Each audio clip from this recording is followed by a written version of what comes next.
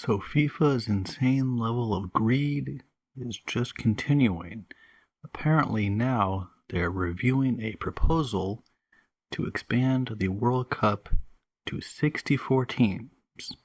64 teams, so that's like a third of the FIFA, nations, the member nations of FIFA. Apparently, supposedly, this would just be a one-off proposal for the 2030 World Cup. They want to have a special World Cup to mark the 100th anniversary of the first World Cup. Of course, it's FIFA, so probably not only will get approved, but most likely will become the regular format moving forward, because more games equals more money for FIFA. Now, would it be good for the sport? Of course not. 50 of those nations wouldn't have any chance, and they would just get, probably annihilated by the top teams. Of course, players' bodies are already starting to break down due to the expanded schedule. As everyone knows, of course, FIFA has already expanded the World Cup all the way up to 48 teams.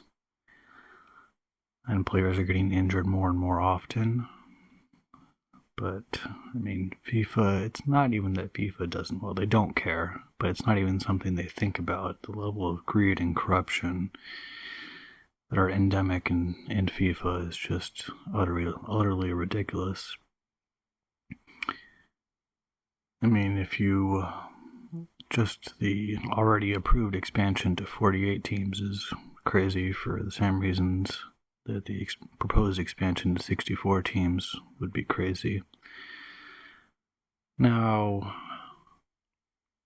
FIFA, of course, hasn't approved this proposal yet. It was just tabled by a Uruguayan representative. Apparently, FIFA has a duty to examine every proposal. So they're acting like it's just a matter of procedure that they have to examine this proposal. I think because they're aware that there will be significant backlash. Not only would there be backlash from football players, football player unions have already been criticizing the expanded schedule. You would expect there would be additional backlash from fans, such as myself, as well.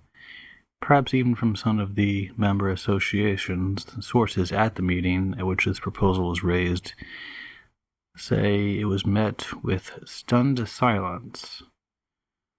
But, FIFA is FIFA. They could do some dirty little deals with the nations that wouldn't necessarily be on board.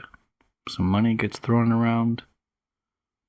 All of a sudden, FIFA has enough support to run a ridiculous 64-team World Cup. So, it seems like that's FIFA's latest insanely greedy move. It'll be interesting to see what they can come up with next.